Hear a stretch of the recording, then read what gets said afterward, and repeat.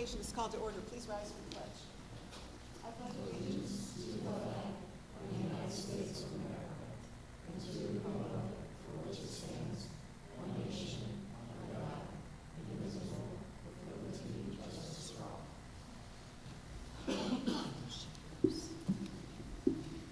Mr. Volleson, please call the roll. Mr. Acom? Here. Mr. Zayas? Here. Mrs. Connor? Here. Mrs. Mahalis? Here. Mr. Cebulski? Here. All right, we would move to hearing of the public, but we have no hearing of the public tonight, so we'll move on to special reports and recognitions. Tonight we have Isabella Shore and Ben Mulvaney being selected by Rotary International of Aurora as Students of the Month. May I have a motion for approval? Moved. Second. Any comments or questions? Mr. Volleson, please call the roll. Mrs. Connor? Yes. Mr. Cebulski? Yes. Mrs. Mahalis? Yes. Mr. Acom? Yes. Mr. Zayas? Yes. All right, Mr. Hayes, would you please introduce the students? So thank you to Mrs. Mahalis as well as the rest of the Board of Education for allowing us to shed some light on two amazing Aurora seniors. So we'll start off with Isabella Shore this evening. A few sentiments expressed from her teachers included terms and phrases like gentle and kind, yet strong and unafraid to take risks.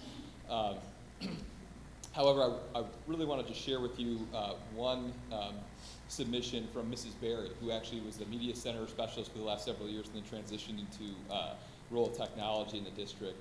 Mrs. Berry said, Isabella Shore is a resilient, innovative, intellectually curious young woman.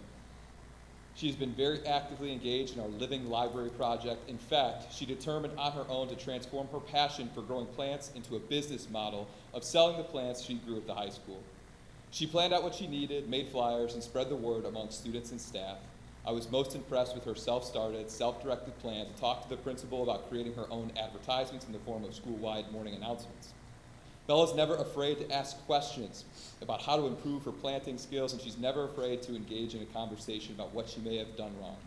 This particular trait will serve her very well in building positive, healthy relationships within her intellectual and professional pursuits, and I am so proud to have gotten to know Isabella Shore, and I'm excited to see how she uses her talents and intellectual bravery to better the world. I'll turn it back.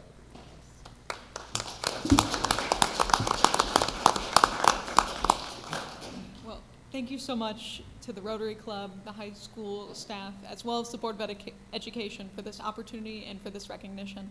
I'd also like to thank my parents, Roger and Hillary Shore, who have supported me throughout my whole high school career. Without their constant encouragement, support, and their rides to and from the school, I would not be able to be here today. I'd also like to thank my grandma, who it's her 85th birthday, and she decided to celebrate it by coming here.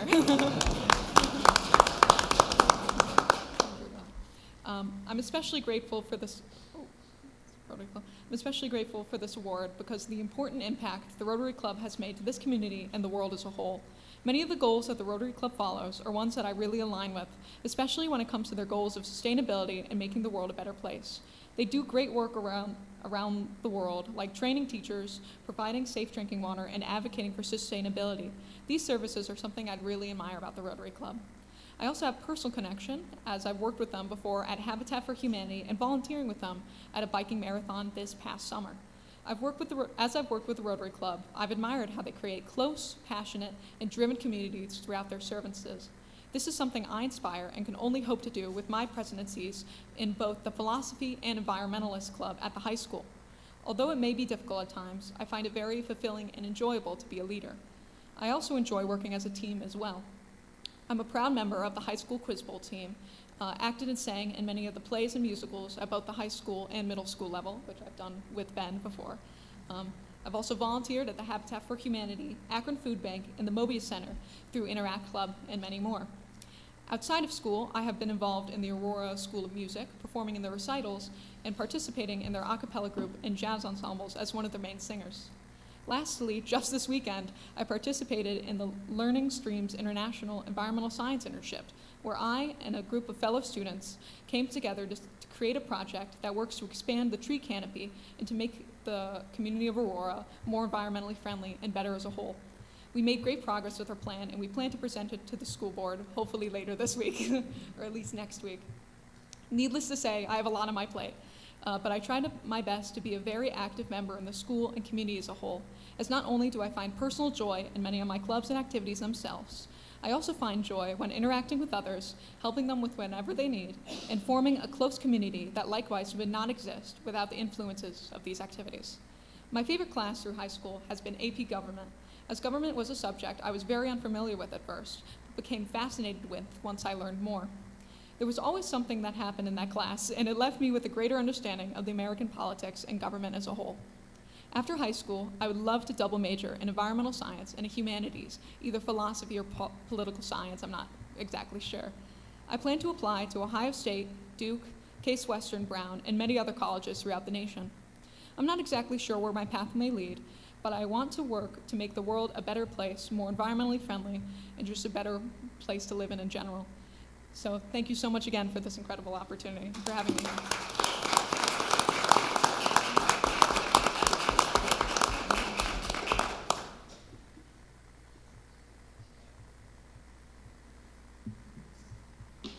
All right, so next up, I've got Ben, and I'm going to tell you just a few sentiments expressed from teachers, included words like, and phrases, truly superb, going beyond expectations in and out of the classroom, impressed with his ability to assist with the Vietnam Wall set up in Aurora during this past summer, embracing all that Aurora has to offer and pushing himself to succeed in so many different ways, always helping others around him and being involved in just about everything.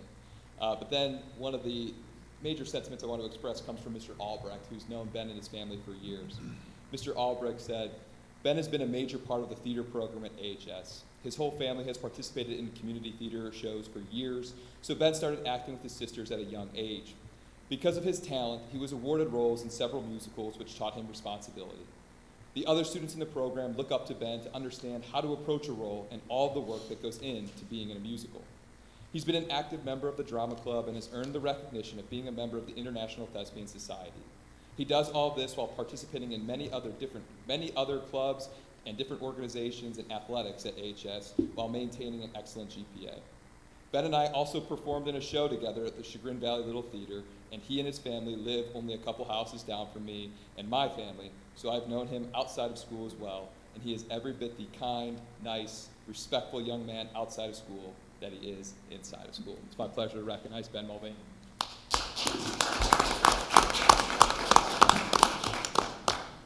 Good evening, ladies and gentlemen, and queso. I am beyond grateful to the Aurora Board of Education to be invited here today and to be presented with this honor alongside Bella. This gratitude extends to both you and the Aurora Rotary Club for recognizing the efforts that we put into our lives as students and citizens. Here today with me are my parents, Marcy and Tom Mulvaney. Great thanks to both of them, because without their guidance, support, forcefulness, whatever you want to call it, I would most certainly not be standing in front of you all.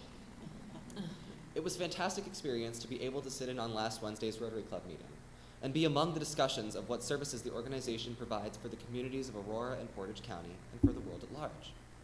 Though prior to this year, I have not had too much direct contact with the Rotary Club, various opportunities have been presented to me through both this award and being allowed to accompany Mrs. Foster to a meeting during my first period study hall. The topics and ideas there are among the members made it a fruitful and inspiring meeting for me. Their ongoing and unwavering dedication to supporting programs such as the Fuller Center for Housing, Stuff the Bus, and Champions of Inclusion is a wildly important statement of generosity to the less fortunate and or disabled persons in Aurora and the surrounding areas. Service work like that at the Rotary Club inspires me in a couple of my own personal activities at Aurora High School. For example, I am the sitting treasurer of this year's National Honor Society. It is my responsibility to take the helm for any fundraising events that we will be doing from now until May. I have also been a member of both the Student Council and Interact Club for a few years. Via these clubs, I have offered service in several activities, including the school's blood drive, acting as a docent for our town's Deed House, and the popular Rake and Run. Outside of school, I also aid in projects at the Community Service Drive at the Holy Angels Church in Bainbridge. Other activities which I am a part of at AHS, which are not necessarily service-related on their surface, are the swim team, musical theater, which I've shared the stage with Bella plenty of times, as she has said, math club, and the orchestra. However, there are key facets of the philosophies of the Rotary Club and community service in general that I can relate to these activities, such as keeping a good attitude and teaching/helping others who may be struggling. The extracurricular activities aren't the only parts of AHS that I find myself having fun with and applying myself in. I also take pride in academics. A personal, long-running favorite class of mine would be Spanish, which I have been taking since 8th grade and am now currently in as an AP course. There are 3 primary reasons why I like Spanish so much. My teacher, Mrs. Brancasio, makes it enjoyable with opportunities like salsa dance classes, which will be here in a couple weeks. I gotta get my dancing shoes on. 2, we often get to elevate our class discussions beyond the standard course material. And 3, we learn much about the various cultures of all Spanish-speaking countries and communities. This last reason is a huge factor in my decisions regarding college. Come this spring, I hope to pursue international relations or international cybersecurity at the school of my choice. Regardless of whether I actually stick to those majors, I am certain I will be taking advantage of a study abroad program. Spain is my dream destination for study, as I would love to use and enrich my Spanish linguistic skills and cultural knowledge in an authentic environment. As for any other future goals, they are definitely still up in the air, but I would love to join such a wonderful and selfless organization such as the Rotary Club. Thank you, Board of Education, for hearing me out this evening, and thank you once again for such an honorable award as one of your students of the month.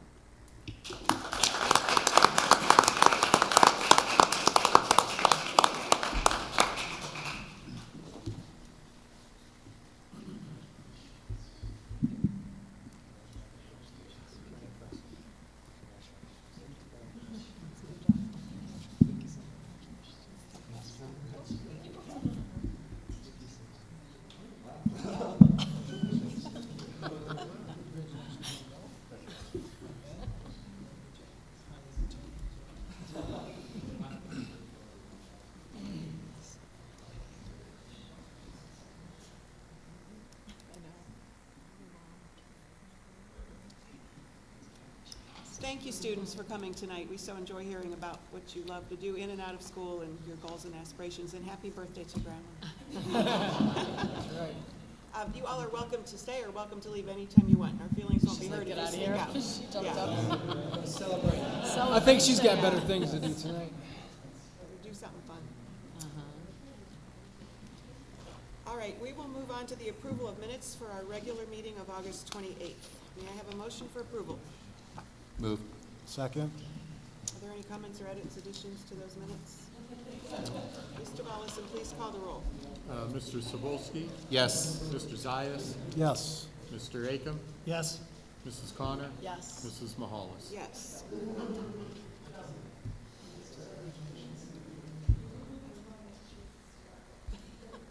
She's so cute. Okay. Mr. Roberto, Dr. Message, did you have another? Yeah, Paul will start this, Okay. and I'll finish it up. Okay. Floor is yours. Yes, I'll begin the reports, superintendent, assistant superintendent's reports. As Mr. Roberto let you know, I think it was in the Friday note, we're going to switch up the order. It just makes it a little bit more sense for me to go first on part 2 on the OSTs or EOCs, whatever acronym you prefer, doesn't matter, end of course assessments or the Ohio State tests. So I'm going to do sort of a little recap, and I gave you more of a detailed breakdown if you want to look at some of the exact numbers in the 3-year trend. So you know that we give these OSTs at the end of every year, grades 3 through 11, math and English, and then certain grade levels, science and social studies just in high school. So last time we focused on APs, this month is OSTs. And what I did is I broke it down and gave you the passing percentages, which is just a portion of it. Obviously, there's a breakdown of, that's even more detailed in terms of 5, 4s, 3s, 2s, 1s, etc.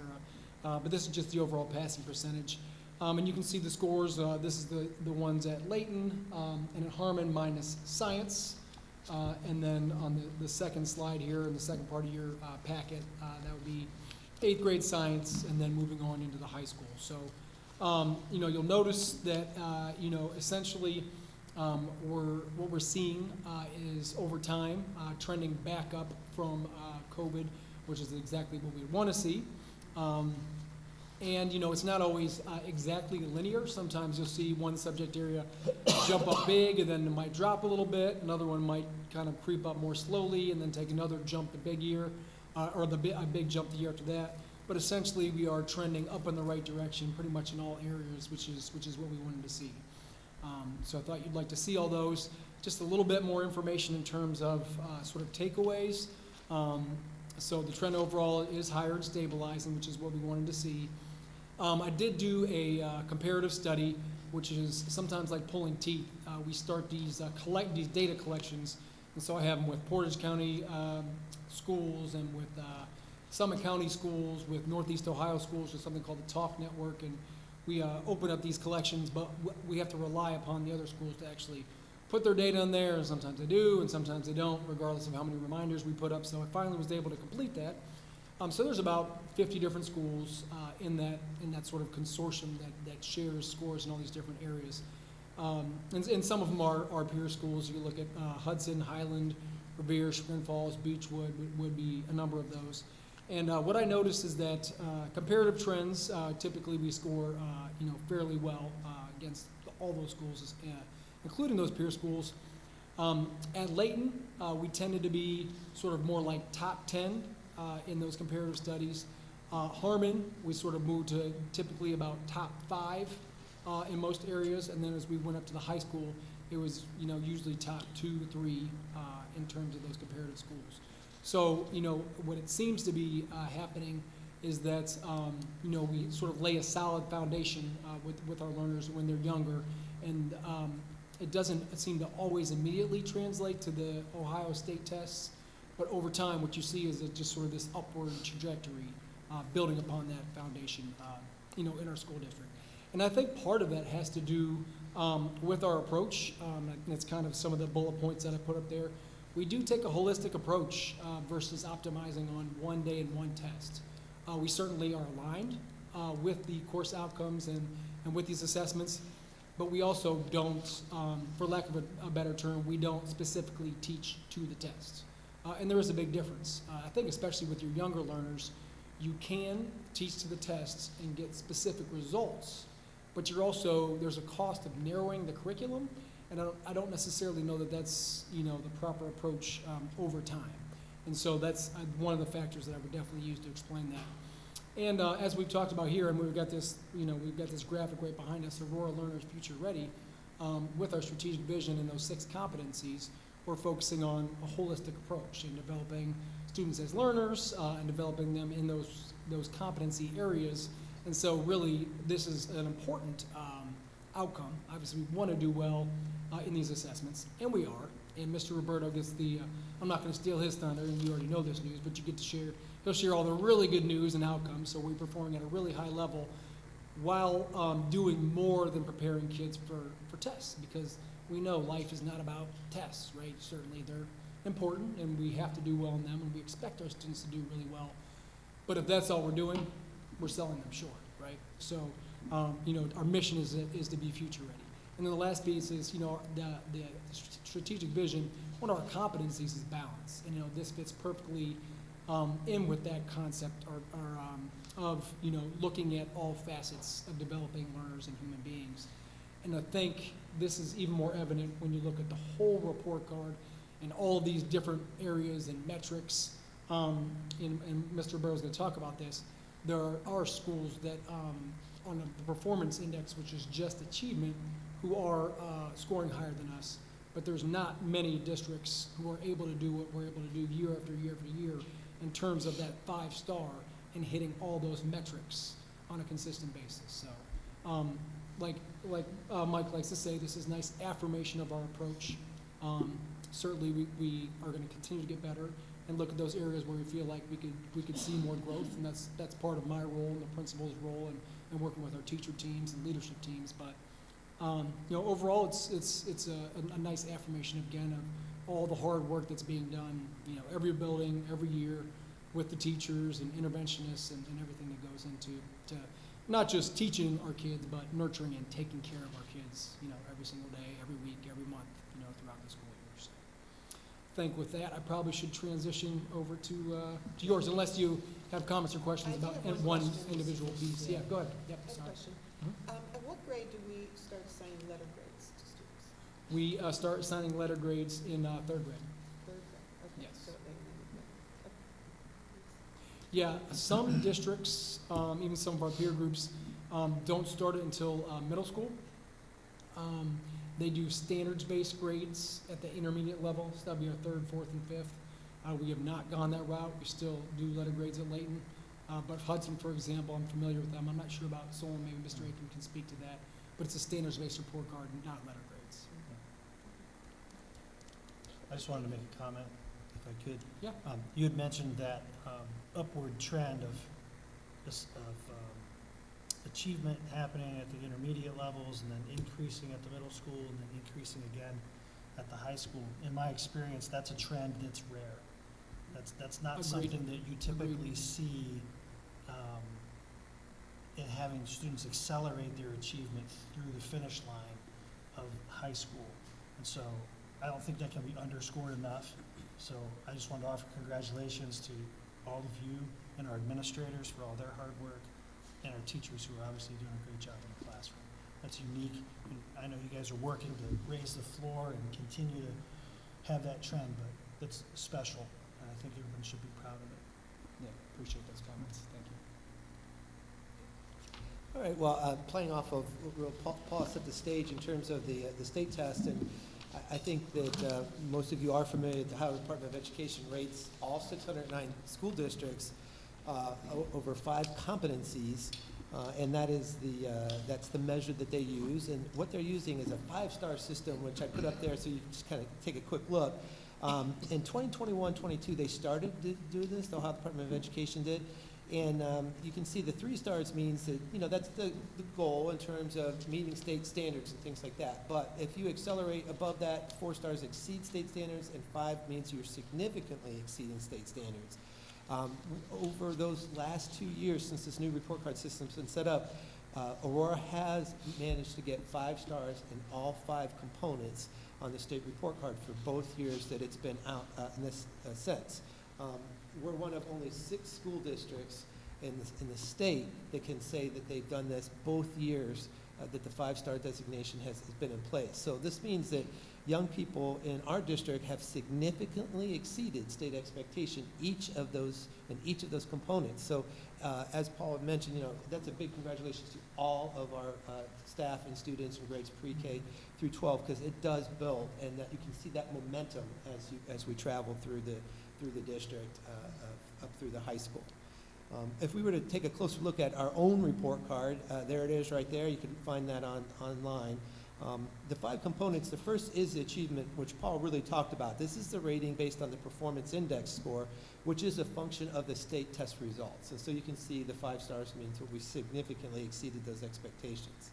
Where the achievement showed how well districts scored on the test, the second component, progress, talks about how much growth young people experience over the school year. So maybe they didn't achieve at the top level, but maybe they grew from the bottom level to almost the top level, that sort of thing. There's various levels from there, so that growth is still an important factor that's measured in there. Gap closing is the third component, and that digs down into the district details that determine if our most vulnerable learners are having their needs met by the district. Graduation rate makes up the fourth component, 5 stars there, and then early literacy rounds out the last, and that's where our youngest learners are improving and becoming proficient in their reading in grades K through 3. So again, that 5 stars in all 5 components you can see mean that we have exceeded, or significantly I should say, exceeded expectations in all 5 components. So again, it's a big feather in our teachers and students' hat, and want to make sure that we recognize that. The other piece I wanted to recognize is, and you've heard this too, but to officially at a board meeting recognize Aurora High School. They were recently, as you can see, recognized by U.S. News and World Report as one of the best high schools in the United States. The U.S. News and World Report evaluated over 1,000 high schools in Ohio and over 18,000 in the United States to develop their rankings. And Aurora High School was ranked as the #1 school out of 52 in the Akron metro area. We were within the top 2% of all schools in Ohio and the top 3% of all high schools across the country. So it is a big honor for those guys to earn that as well. And again, that builds off from again kindergarten up through as they finish strong, as Mike just pointed out. So that really is a nice testament.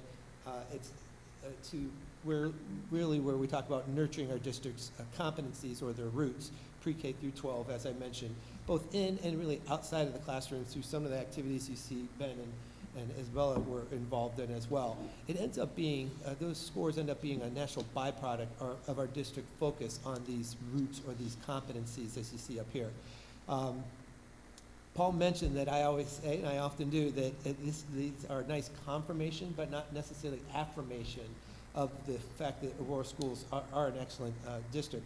That affirmation really comes from the smiles on the kids' faces, the support from the families year in and year out, the increase of efficacy of our staff, and the stories of success of the Greenman graduates when they leave and as they become prepared as they travel to various universities, jobs, or even the military after their time here in Aurora. So we also understand that there's always room for growth, as Paul alluded to, so we'll continue as a district to grow, but we do want to make sure that we thank the staff for all their work and the families for all their support. Thank you. Okay, thanks for those encouraging reports. Mr. Volleson. Thank you, Mrs. Hollis. This evening, I have three resolutions for your consideration, and we'll start with the financial report for the month of August. And in August, our revenues exceeded expenditures by about $4.2 million, increasing our general fund cash balance to about $23.3 million 2 months into the fiscal year. Revenues are about 6.5% less than projected, and expenditures about 2% greater. On the revenue end, the big thing, we received the second half 2022 real estate property tax settlement from Portage County, along also with the public utility tangible personal property tax receipts. Summit County tax receipts will be in September. We also received property tax rollback and homestead exemption from Portage County, about nearly $1.5 million tax rollback and about $170,000 on the homestead. And finally, we got our casino revenue. We get that twice a year, $101,148. Last August, we received $98,516. So gambling is on the upswing in Ohio. The expenditure side, in August, we paid our SCRS surcharge payment. This year was $94,166. Last year's about $89,980. So a little bit higher.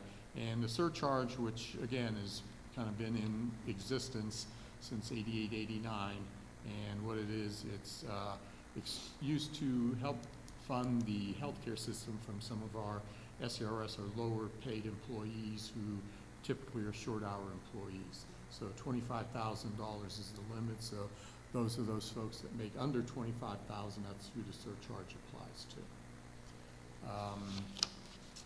So overall, for the fiscal year thus far, revenues are about $74,000 less than projected. Expenditures about $75,000 greater. So right now we have an unfavorable variance of about $150,000 2 months into the fiscal year. Thank you for that. Exhibit D1. Can I ask a question? Oh, yeah, I'll get to that. We'll take a motion first. Is that okay? Yeah. Resolution to approve financial statements and reports. May I have a motion? Moved. Second. All right. Thank you. Bill, it's not often in your reports that we see the word unfavorable variance.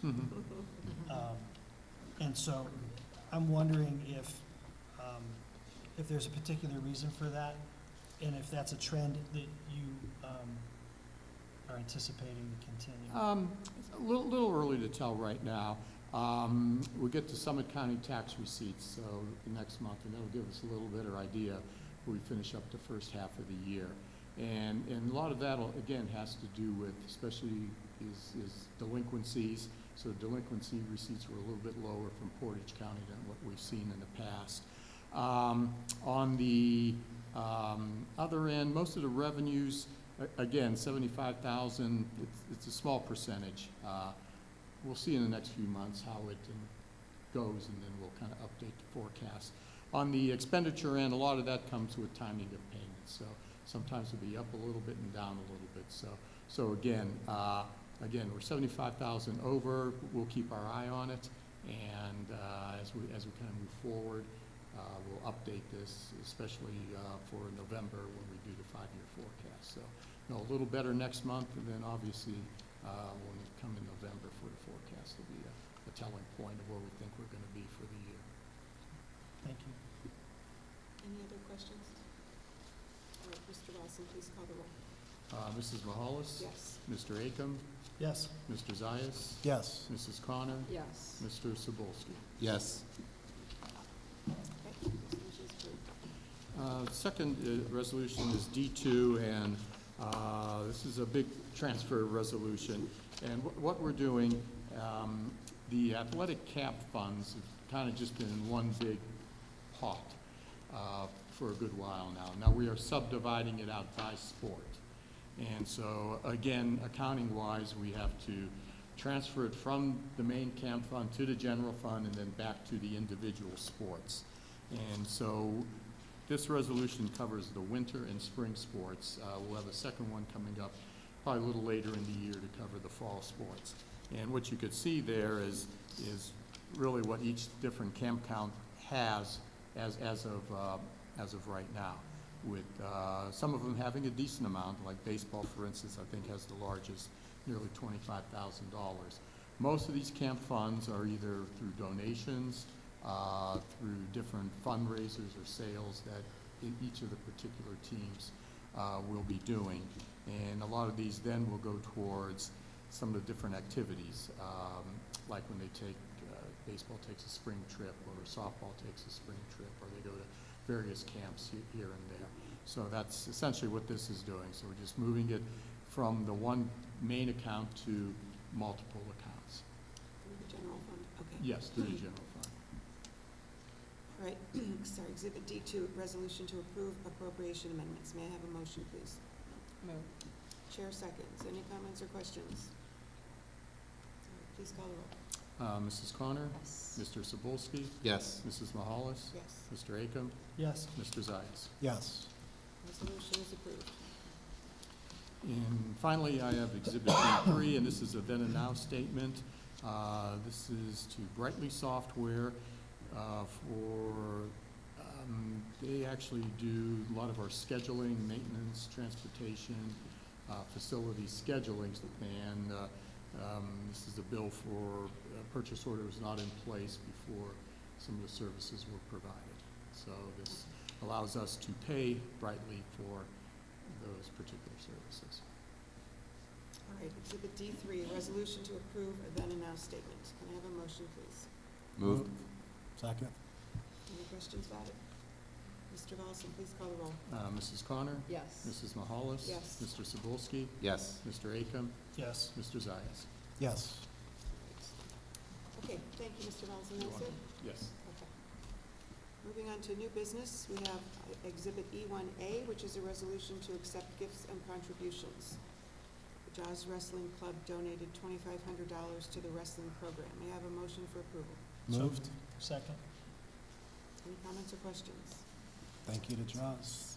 What? Thank you to Right, Jaws. thank you. Okay, Mr. Volleson, please call the roll. Mrs. Connor? Yes. Mr. Akam? Yes. Mrs. Mahalis? Yes. Mr. Zayas? Yes. Mr. Sobolski? Yes. All right, moving on to personnel issues, I'm going to take these separately tonight. Exhibit E1B1 is a resolution to accept 3 resignations. May I have a motion for approval? Move. Second. Comments or questions? Mr. Volleson, please call the roll. Mr. Zayas? Yes. Mrs. Mahalis? Yes. Mr. Akam? Yes. Mrs. Connor? Yes. Mr. Sobolski? Yes. Exhibit B1B2 is a resolution to approve the reclassification of licensed staff members, several of them. May I have a motion, please? Moved. Second. Comments or questions? Mr. Volleson, please call the roll. Mrs. Mahalis? Yes. Mr. Akam? Yes. Mr. Zayas? Yes. Mr. Sobolski? Yes. Mrs. Connor? Yes. Exhibit E1B3 is a resolution to employ licensed substitute teachers for this current school year. May I have a motion, please? Moved. Second. Comments, questions? We need more. Sorry? We need more We need more. substitute teachers. We need one. Mr. Anybody Voss. out there who wants to be a substitute teacher It's really should fun. get in contact with the Board of Education building, Dr. Milsatich, and Or drive a bus. And we learn need more bus about the drivers, process. yeah. That's fun too. All right, Mr. Volleson, please call the roll. Mr. Akam? yes. Mr. Cebulski? Yes. Mr. Zayas? Yes. Mrs. Connor? Yes. Mrs. Mahalis? Yes. Exhibit E1B4 is a resolution to award a one-year limited contract to 2 people. May I have a motion, please? Moved? Second, Comments or questions? Mr. Volleson, please call the roll. Mr. Zayas? Yes. Mrs. Mahalis? Yes. Mr. Akam? yes. Mr. Cebulski? Yes. Mrs. Connor? Yes. Exhibit E1B5 is a resolution to approve a position change and step increase of a classified staff member. May I have a motion? Moved? Second. Comments or questions? Mr. Volleson, please call the roll. Mrs. Mahalis? Yes. Mr. Akam? Yes, Mr. Zayas? Yes. Mr. Cebulski? Yes. Mrs. Connor? Yes. We are tabling Exhibit E1B6, which is a resolution to award supplemental contracts to district personnel because we have questions. There are several people on here, for several positions with an increase in their supplemental, and we just want more time to ask questions of Mr. Roberta. So we're tabling that for now. Yes, you should have a motion, a second. Motion, okay, can I have a motion to do that? Moved? Second? And and a vote, right? And no Yes. comments or questions, right? Mr. Volleson, call the roll. Mrs. Mahalis? Yes. Mr. Zayas? Yes. Mr. Cebulski? Yes. Mrs. Connor? Yes. Mr. Akam? yes. Okay, so we'll bring that up again later. Exhibit E1B7 is a resolution to approve the introductory appointment of support staff. May I have a motion, please? Moved? Second. Comments or questions? Are these additional staff positions we've added? Replacing those who left for other positions and/or retired or things like that. Thank you. Mr. Volleson, please call the roll. Mr. Akam? Yes, Mr. Cebulski? Yes. Mrs. Connor? Yes. Mr. Zayas? Yes. Mrs. Mahalis? Yes. Exhibit E1B8 is a resolution to award supplemental pupil activity contract to non-district personnel, and we are tabling this one as well for the same reasons as the other one, just to have more time to discuss. So may I have a motion to approve that? Moved? second, Any comments or questions? We discussed. All right. Mr. Volleson, please call the roll. Mr. Akam? yes. Mrs. Connor? Yes. Mrs. Mahalis? Yes. Mr. Zayas? Yes. Mr. Cebulski? Yes. Exhibit E1B9 is a resolution to approve a revised administrative salary schedule. May I have a motion for approval? Moved. Chair seconds. Any comments or questions? Mr. Volleson, please call the roll. Mrs. Mahalis? Yes. Mr. Zayas? Yes. Mr. Akam? Yes, Mrs. Connor? Yes. Mr. Cebulski? Yes. Exhibit E1B10 is a resolution to approve a new supplemental position. May I have a motion, please? Moved? second. Any comments or questions? Maybe just an explanation as to why we have to add I this. did that on the phone, but it'd be good if you explained Yes, it, yeah. absolutely. So our gymnastics team, this is a good problem, is growing, and so there's about 11 or 12 girls that are going to be on this year. In the past, when we've had 2 or 3 girls, we've actually shared a coach, a head coach with West G, at least a couple schools. I think there's 2 or 3 schools that that particular coach worked with. Now that we've grown, that one coach can't cover the 3 schools plus our number. So this extra coach will be an assistant to kind of help with the Aurora girls specifically, and then we'll still have the head coach that will be helping our school team as well as some of those other teams. Okay. All right, please call the roll. Mrs. Mahalis? Yes. Mr. Akam? Yes, Mr. Zayas? Yes. Mr. Cebulski? Yes. Mrs. Connor? Yes. Exhibit E1B11 is a resolution to approve a job description, and we are going to table this as well for later dates, so we have time to ask some questions. And so I'll ask for a motion for approval to I'll table. make that motion. Second? All right, any comments or questions now? Or later? All right, Mr. Volleson, please call the roll. Mr. Zayas? Yes. Mr. Akam? Yes, Mrs. Connor? Yes. Mr. Cebulski? Yes. And Mrs. Mahalis? Yes. All right, that covers the personnel issues. Exhibit E1C is a resolution to approve policy EHB, which is regarding the use of electronic signatures, which we discussed last month, and it was explained to me we have to have a policy before we can start shopping. May I have a motion for approval? Moved. Second. Any comments or questions? Mr. Volleson, please call the roll. Mrs. Mahalis? Yes. Mr. Zayas? Yes. Mr. Akam? Yes. Mr. Sobulski? Yes. Mrs. Connor? Yes. Exhibit E1D is a resolution to approve emergency school closing for the day. This is for the power loss, correct? Yes. All right, may I have a motion, please? So Move. moved. Second. Comments or questions? Mr. Volleson, please call the roll. Mr. Zayas? Yes. Mrs. Connor? Yes. Mrs. Mahalis? Yes. Mr. Akam? Yes. Mr. Sobulski? Yes. Exhibit E1E is a resolution to approve plans for completion of makeup days via web access. May I have a motion? Moved. Chair seconds. Any comments or questions? Maybe just an Yeah, explanation. can you as to explain that? Yeah, this why was, this is I know you necessary. wrote to us about this. Yes, but- absolutely. So just to clear it up, the state has asked that if a school is planning on having any makeup days virtually, that there's a plan in place to account for something like that. So this is something that we had done prior during COVID, but we needed to tweak it based on the new law that's in place from there. So what we did change is the first 5 days of school were if you're, there's no school, there's no school. Power outages, we got one in the books already. We'll see. I heard this winter's not supposed to be so wet, so we'll see if we get a lot of snow or not. But point being, if we get to the 6th day, and we really go by hours, but it's easier to talk by days, then we would potentially go into a synchronous virtual day where possible. So, for example, at the high school and middle school, that's easy because the kids have their Chromebooks all the time. Maybe not so much so at kindergarten through 5th, even though they have Chromebooks, they just don't always take them home. So let's say we're out for 5 days, and there's a 6th day, and there's calling for bad weather. The kids might go home so that they have those prepared. If it catches us off guard, then we wouldn't be necessarily synchronous that day, but we could be virtual where it's posted and the kids can make up as they do. That would go, we can only do 3 of those maximum. And the reason why we would even do those, 1, to keep the kids connected, but 2, if they go beyond a certain number of hours, which is about 15 days or so, the 15th day, they'd actually have to come back in June, and nobody wants that. That's a lot of days, though. But we've had some hard winters up here where we've gotten to there. So this is really just a plan that is in place should something like that happen. Hopefully, we won't have any days more than we've already had, but that's the idea. So Mike, does this replace any plans or updates? So it just slightly changes the plan that was in place where it was just virtual learning, asynchronously, I should say. The new, it was House Bill 33, if I remember correctly, included having synchronous when possible, to the extent possible. So that's the verbiage we used as well.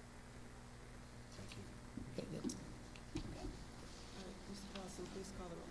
Mrs. Connor? Yes. Mr. Zayas? Yes. Mr. Akam? Yes. Mr. Sobulski? Yes. Mrs. Mahalis? Yes. Exhibit E1F is a resolution to approve the purchase of a WeGo-Round for Layton Elementary School Adaptive Playground. May I have a motion first? Moved. Second. All right, so I just want to clarify that this money is coming from the fund that people collected, correct? Yeah, so this is started with the Aurora for Others and the Coin Wars.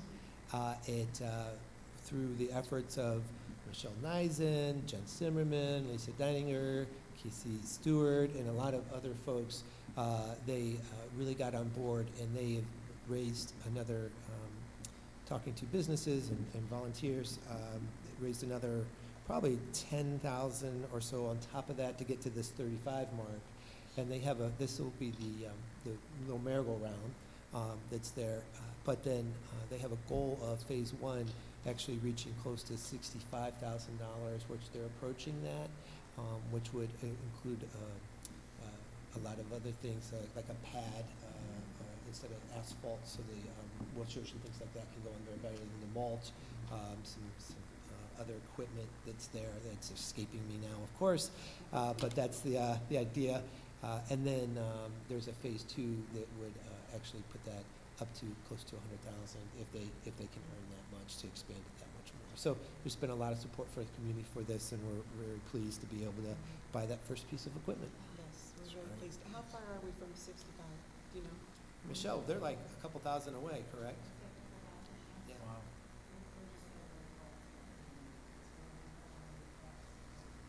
That's great. We're happy to have it, so. Okay. Any other comments or questions? Mr. Volleson, please call the roll. Mrs. Connor? Yes. Mrs. Mahalis? Yes. Mr. Akam? Yes. Mr. Zayas? Yes. Mr. Sobolski? Yes. And Exhibit E1G is a resolution to approve the purchase of a 2023 Ford 350 10-passenger transit van. I just can't. Is this the same You man? have No, to this- smile. This one is a dream, right? This is, Okay. they haven't even made this van yet. No, I feel a little bit like Charlie Brown because, you know, approaching that football, and this time we're gonna get it.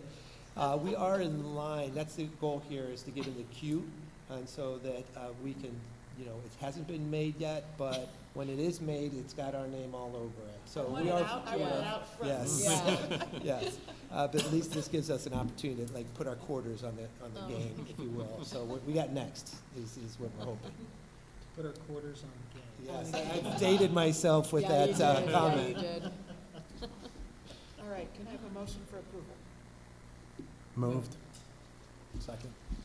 All right, any other comments or questions? Mr. Volleson, please call the roll. Mrs. Connor? Yes. Mr. Akam? Yes. Mrs. Mahalis? Yes. Mr. Sobolski? Yes. Mr. Zayas? Yes. All right, that concludes our regular agenda. Are there, I don't see any discussion items. Are there any board items? All right, then I will entertain a motion for adjournment. Moved. Second. All in favor, say aye. Aye.